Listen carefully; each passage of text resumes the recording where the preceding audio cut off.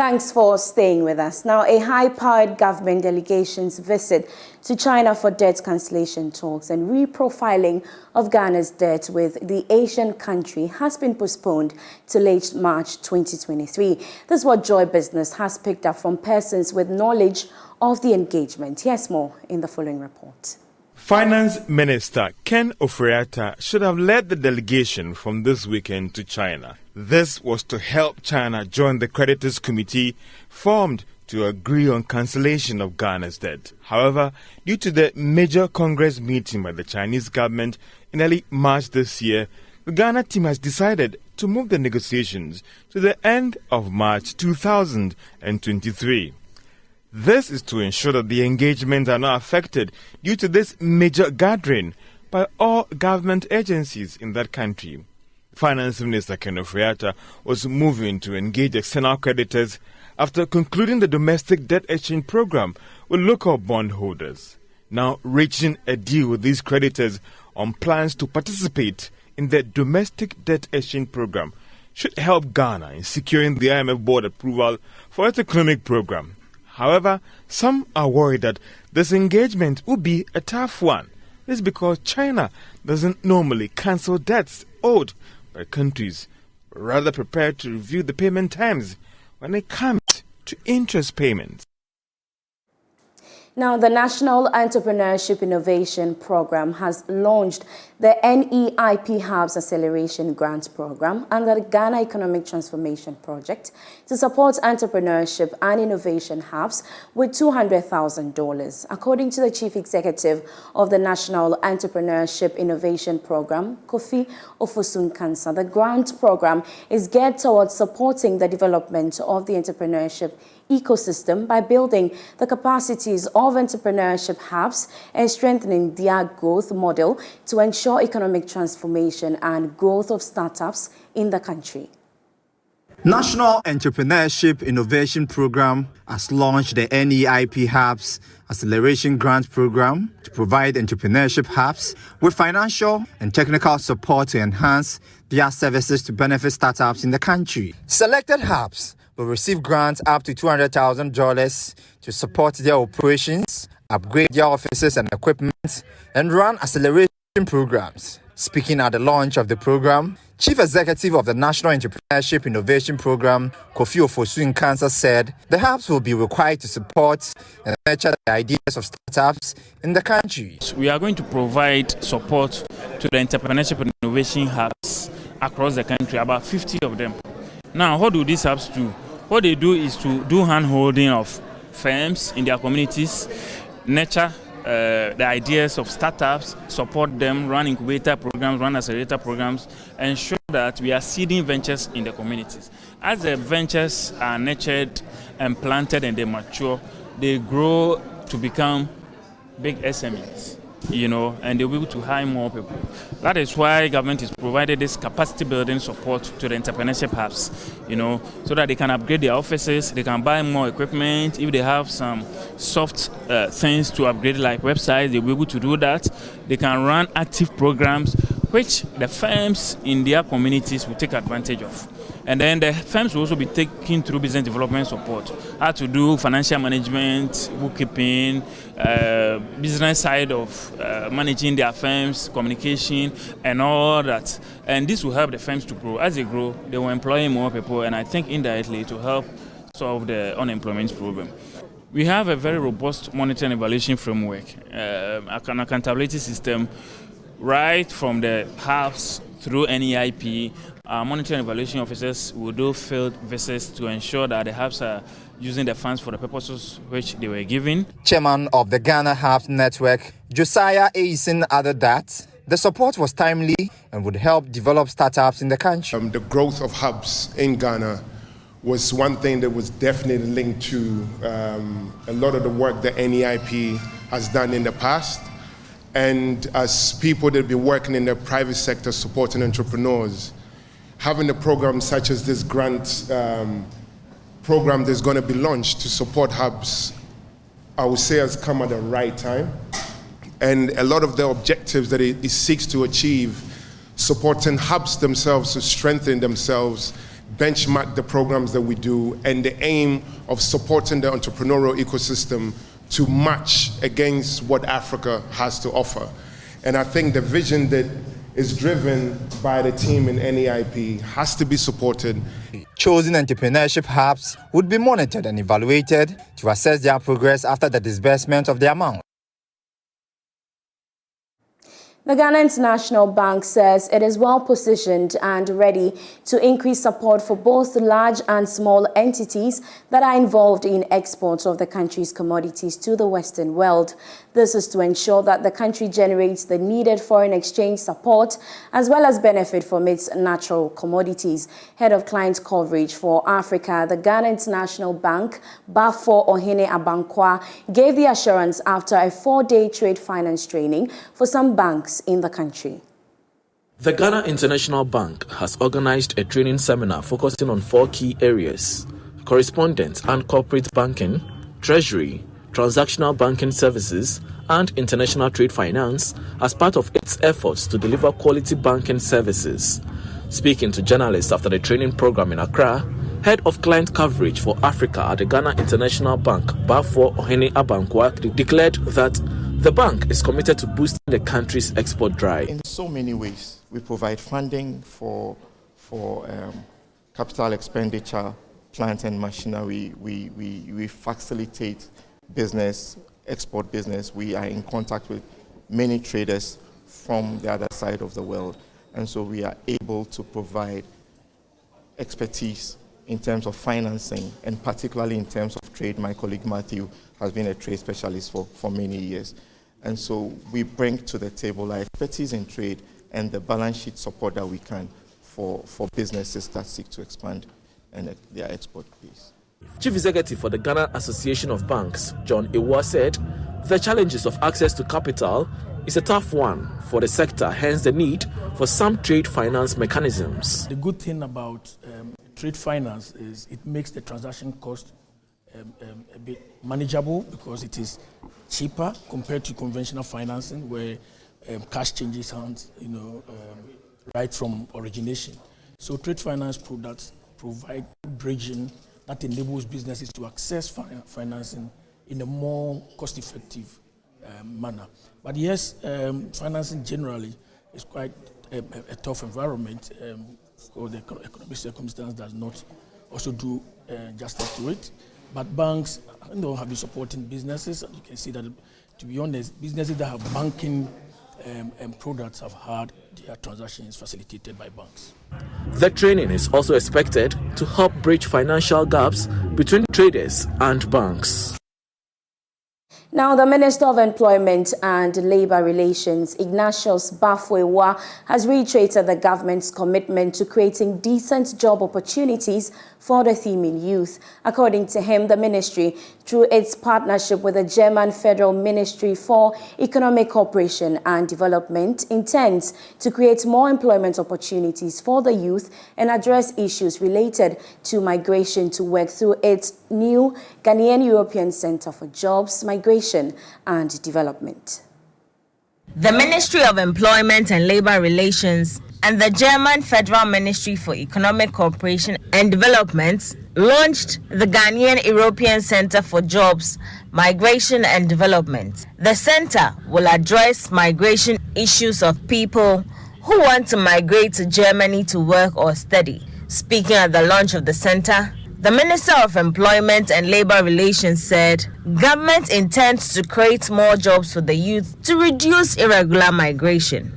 In trying to stem the tide and in trying to encourage regular migrations, we have to also look at the root causes of some of these things. Many of these people are distressed and they think that they do not have any hope locally because they are not finding jobs to do and what have you. And even if they get jobs, the incomes they make are so low. So our major preoccupation as a country has been that we build a solid economy that will encourage people to have hope and be able to invest in such economies. And in doing so, they create jobs that people will take advantage of. I must concede that given the recent global events, it's having a toll on our economy. And because of that, more and more of our children are losing their jobs. That is why we welcome this delegation, and we want to plead with you that together with your other colleagues in cabinet, whatever ways you can support us to be able to revive our economy, it is welcome. Ghana has in stock a very youthful population. Unfortunately, our population is being educated. Education penetration within our youth is very, very high because of the introduction of this free SHS. Most of them are ready for the job market, except that we don't have the jobs here. So we want to take advantage of this partnership and explore the possibility of finding job markets in your country. German Federal Minister for Economic Cooperation and Development, Svenja Schulz, added that his outfit is committed to helping create jobs in Ghana to foster economic development. This center is an established point of contact for information about jobs, about training opportunities in Ghana, and it offers individual advices, it offers service, it offers support, and thus helping clients here to find new economic, new social opportunities. And it is really important for such a young society as in Ghana.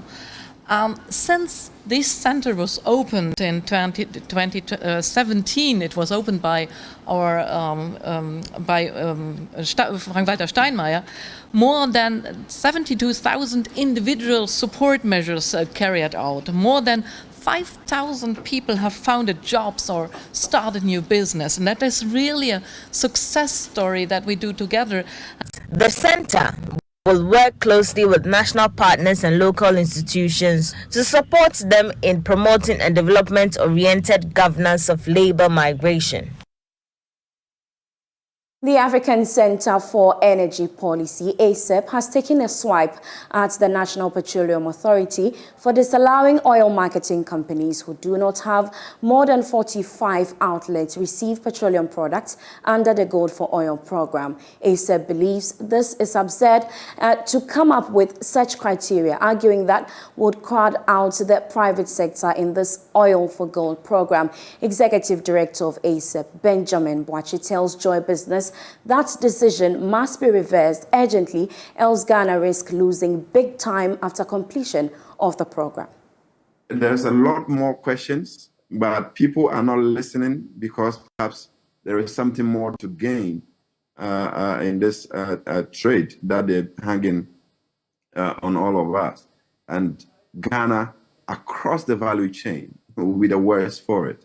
I mean, look at the ridiculous things that are happening where NPA, you have licensed OMCs, BDCs, taking money from them, and suddenly you are sidelining some of them and trying to promote some of them. So what are you going to do to those that you're not going to give opportunities to, but you're taking their money and license them? The same in the gold sector. People have been licensed to be, exporting gold. They've set up the infrastructure, the mechanism to be able to do that. And suddenly you throw in a wrench and say, you don't do business anymore. And it is quite, synonymous to a lot of things that are happening in our country lately, where government suddenly thinks that it is the best businessman to do everything, all right? So they are setting up all these schemes just to promote some self-interest and not a national interest. And I think we have to really look at this and not have one-off conversation. Beyond that, I think some people see the need to rather jump in and push the private sector out. And I dare say that government has been the poorer businessman in our country. And there is no promise in anybody telling you that they are going to do better.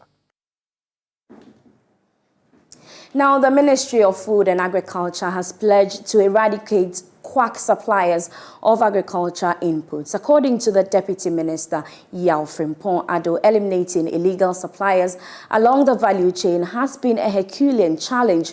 He, however, called on the media to collaborate with the ministry to educate the public and save farmlands. Mr. Frimpong Addo spoke on the sidelines of the gathering of the Royals event organized by AgriHouse Foundation to foster networking among women farmers. Ghana's agricultural sector is faced with many challenges, but a prevalent one which affects yield and the quality of farmlands is the rising menace of quack agricultural imports. Deputy Agric Minister Yao Frimpong Addo lamented about the difficulty in controlling the situation. He appealed to the media to help educate the public on the importance of double-checking of what they purchase. We know that they are quack, just like we have quack doctors, we have quack suppliers of very bad inputs. It's a bit difficult controlling them, looking at the liberal nature of our economy. But we will do our best to fish out all those ones and eliminate them. And it calls for serious education, and that education we have to do with the media houses. Those of you assembled here, we all have to come together and drum it home to the people that when you are buying any input, try and cross-check before you buy. This information must go down well to the people because it is happening.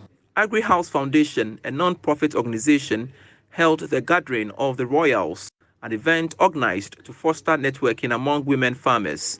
Executive Director of AgriHouse Foundation, Alberta Akosa, highlighted the impact of the event on the agricultural value chain. In the first year, we were able to establish a relationship, a strong one between the Agri Directorate and the Queen Mothers. We realized even in some areas, extension officers were not even going there, but because of the program, we were able to have extension officers going there.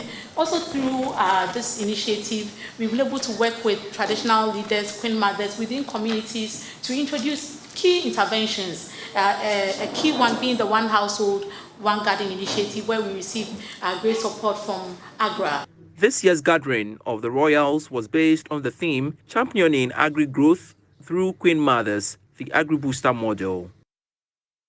Meanwhile, the Agric Ministry has assured that it will ensure budgetary allocation for all agriculture colleges to keep the legacy of modernizing Agric in Ghana. According to the Deputy Minister, Yao Frimpong Addo, maintaining facilities of these institutions is the only way to ensure that policies like technical education development for modernized agriculture in Ghana do not die out. There's more in this report.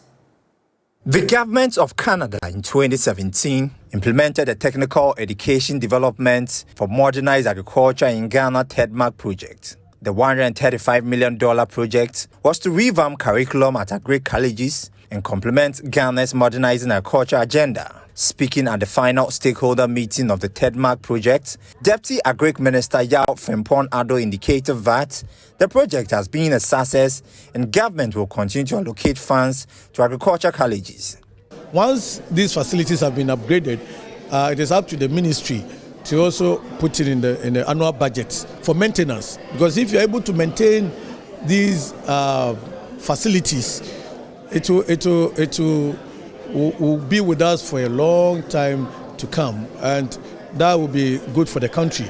In order for the program not to die, all we need to do is to have budgetary allocation for the maintenance of the facilities, and that's exactly what we are going to ensure that we do. Head of Cooperation at the High Commission of Canada in Ghana, Kathleen Flynn Dapa, emphasized that the TEDMAC project prioritizes empowering women along the agricultural value chain. I would like to note that Canada and Ghana have been working together to advance gender equality through this program as well. Through our partnership with the Government of Ghana and non-government organizations, women in agriculture in Ghana are empowered in various ways. They have higher levels of financial autonomy, allowing them to buy some land, to purchase rudimentary agro-processing machines, to expand their agro-processing activities, and with those extra resources to add rooms to their homes and to pay fees for their children. One of the beneficiaries, Sidonia Akampisi, a student of Damangu Agricultural College, shared how the project has impacted her life. TEDMAC has really changed that perception we have for agri, that agri is no good. In fact, they say agric is the backbone of the economy, but I believe agric is the oxygen of the economy. My backbone may break, I may die, but if I have oxygen, I still live. So I believe agric is the oxygen of the economy. And TEDMAC has really impacted us to have that zeal for agric, that passion for agric. The Technical Education Development for Modernized Agriculture in Ghana project ran from 2017 to 2022. Former Chief Executive Officer for the Minerals Commission, Dr. Tony Albin, has described any move to overly tax the extractive sector amid an economic crisis as a lazy man's approach. He was reacting to suggestions by the Institute of Economic Affairs for more taxes to be imposed on firms in the extractive sector. According to him, measures should be put in place to have these companies support various communities within which they operate. Here's more of Dr. Albin's interaction with Joy Business's James Eshin. Already it is streamlined. I mean, it is just that we need to look at the lines and see whether the stream is really, that there are no leakages anywhere. So the exploiter produces the gold, it goes through some milling process, you just get the gold. And it is supposed that a metallurgist that belongs to government, I mean, the state metallurgist, so to speak, would be able to declare that the quantity that has been produced is exactly, normally the customs people, in most mining companies, there must be some metallurgist with the customs people who would affirm that this is really the amount that is produced. Do we have a mechanism of affirming that? We need to know whether we have a mechanism of affirming that. The current system is to assay. Now, I think there's a discussion between government and I believe the chamber. Now we'll come to the Chinese bit, but let's look at revenue. According to the Institute of Economic Affairs, are saying the extractive industry in Ghana are not being taxed enough, but they should be taxed enough to, sort of help government rake in revenue domestically. You've been the Chief Executive Officer for Minerals Commission for some time now. What do you make of that particular report or assertion from the IEA? I think it's a lazy man's approach to getting revenue for government. I mean, and already Ghana is not well centered when it comes to taxes from the extractive. Maybe we haven't spread our tax network wide enough. For example, the small-scale mining sector. Maybe government hasn't streamlined the process so well that even though we produce so much gold from the small-scale mining sector, for example, some time ago, about 35%, 40% of total amount of gold produced came from small-scale mining. Yet, the amount of tax that was received from that sector was negligible. If that is what he's talking about, if it's about the spread, then that's fine. But you just don't impose tax. You want to impose tax that will not overly hurt the sector. Having said that, still the mining sector constitutes one of the largest taxpayers in this country. In spite of the allegation that they are not being taxed enough, I think they still constitute one of the largest areas for revenue to government. And of course, once you introduce too many taxes, you tend to make explorers think too much. That okay, then let me look for another country to explore because the tax is reasonable there. So I don't think over taxation is the approach. In talking about the Chinese and all that, and also linked to illegal mining galamsey, what is the best way to deal with galamsey? I think that you cannot completely eradicate illegal mining, but small-scale mining is very important to this country. Any government that stops small-scale mining does so at its peril. So that one is established. Now, how do we do it properly? We've seen, when there was a time when it was illegal. It was outlawed to do mining by Ghanaian, in that sense. But people were doing it in a surreptitious way. So it took until 1989 when the then PNDC government found out that we are using the military to chase them, still they are going. You are using the police to chase them, you are doing scatter, still they are going. So let's find a way of regularizing them. Do you know that Apetishi was illegal to brew? Apetishi. Yes. And at a point in time, government found out that, look, people are brewing, people are drinking. So let us regularize and control it. Now, how many people do Apetishi? They don't even know. It's mighty power and all those things which are there. It improved. So government at that time realized that let us regularize it. So they regularized it. The problem is, why haven't we seen some sanity in that area? One of it is what I've told you. The issue of people who are involved who are not supposed to be involved. And two, the investment in that area. Yes, money is required to start small-scale mining in the way it is being operated now. And that's how we end business this evening. For more business news, you can log on to myjoyonline.com/business. I am Beverly Broohm, and I leave you with news making headlines on the international front.